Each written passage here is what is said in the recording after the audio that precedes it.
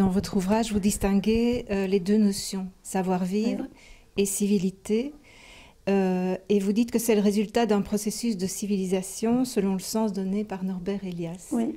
Est-ce que vous pouvez expliquer?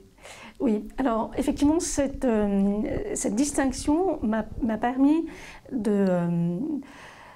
au fond, c'était important pour moi de faire comprendre que ce que l'on appelle le vivre ensemble ne se résume pas à un code de savoir-vivre de bonne manière. Voilà.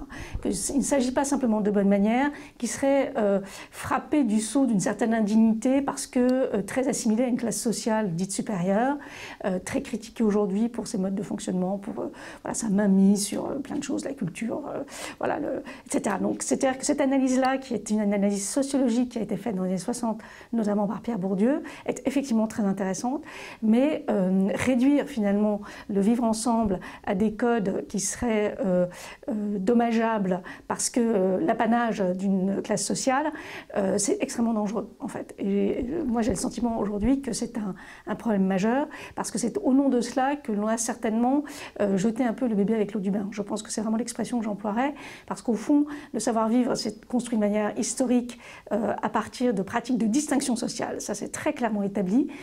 Donc, 16e, 17e siècle en France, au moment où la bourgeoisie prend de l'importance sous la monarchie, il y a un besoin de l'aristocratie de se distinguer, et donc il y a des pratiques de distinction.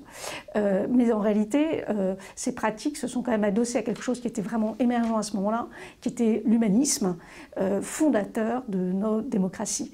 Et quelque part, quand on fait l'amalgame des deux, on fait une analyse qui n'est pas pertinente et qui, je pense, nous coûte cher aujourd'hui. Donc c'est de ça dont se moque Molière dans Les Précieuses ridicules. Oui, j'ai trouvé que c'était très intéressant, ces textes de Molière, quand on les relit avec cet œil-là, il met très clairement en parallèle voilà, un certain type humain qui met en pratique les valeurs de l'humanisme, etc., mais qui, quelque part, est très moqueur de quelque chose qui est en train d'émerger, qui est ce savoir-vivre avec cette codification extrême, et qu'il tourne en ridicule.